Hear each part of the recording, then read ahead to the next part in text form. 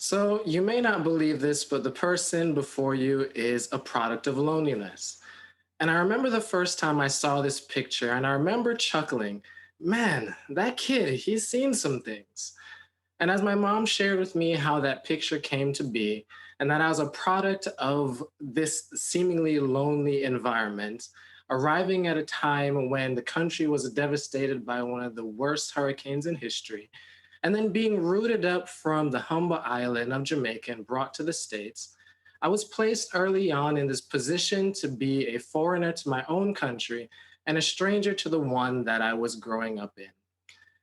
I learned quickly that it was easier to just put on a mask, stay silent, and avoid the pressure that came with being vulnerable.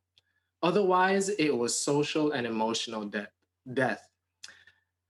And as the bullying grew and picked up over the years, I felt that there was something deep down inside that I needed to answer.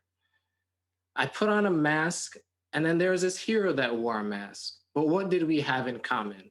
Surely I wasn't going to run around wearing tights and battling people. And I felt like there was this puzzle that was missing, and that I was part of a box that didn't belong in the place that I was. And as mom and dad fought more and more to prove who was right for custody, deep down inside, I searched for the light that would carry me through life. I didn't know where, if anywhere, I would actually belong. And before long, it was just simpler to sulk into the sadness and darkness. And while watching villains and heroes battle together, I realized that as a high schooler in the middle of nowhere, being homeschooled, there wasn't much hope there either. And it felt as if life was just going to be a series of to do lists of things that I just don't know if I'd be able to do over and over again. But that pain was still there, and the anger that was still there, and it kept building long after I found a career doing a thing that was awesome, designing and building experiences that people would love.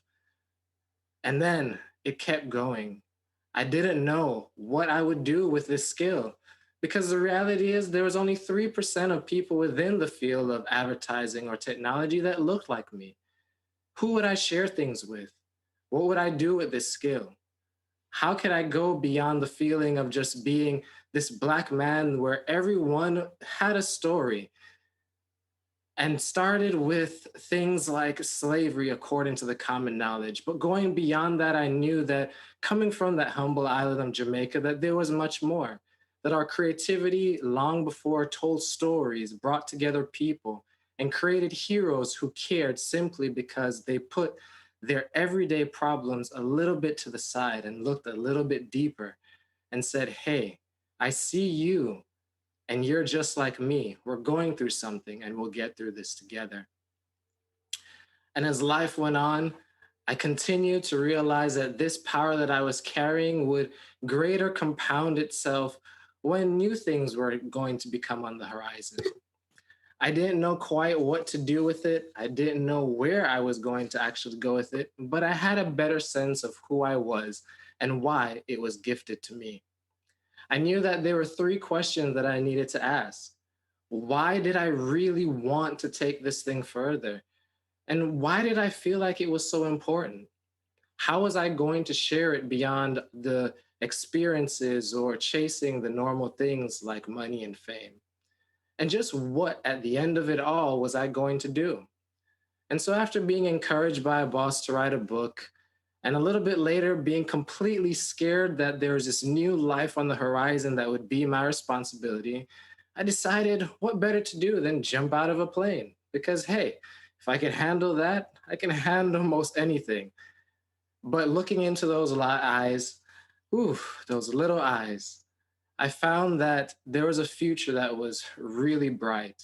It was full of hope. It was full of something different. And I knew that no matter how down or dark that I felt, no matter what was going on, and no matter how bloodied and bruised I felt, that I wouldn't give up, that I would keep going, because at the end of the day, I'm not done yet. Because that little one is looking at me. But for me, I want her to look beyond. I want her to look and to see something that gives her an opportunity to create with passion, to face her fears head on, to cheer herself and say, you know what? I too, I'm not done yet when things get hard.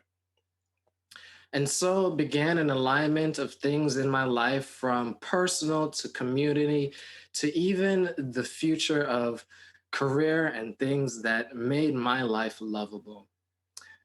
And it was this really amazing thing, but also scary because one day out of nowhere, I get a call and a text message and an email from the Orlando Business Journal. Wow, minding my own business, this is a very scary thing to see. And in the midst of it, felt like I was battling something all on my own.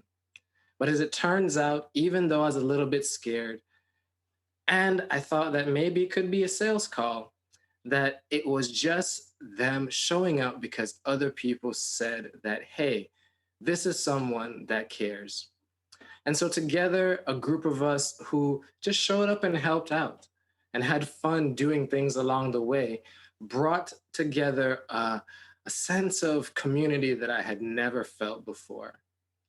We all had something that was making a difference and that others were able to look always upward through. And so, in the darkest of nights, when things just feel as if they aren't very bright, I know that I can look to my tiny human, I can look to the people around me and say, hey, think, aim, and act always upward, and things will eventually be okay. Thank you.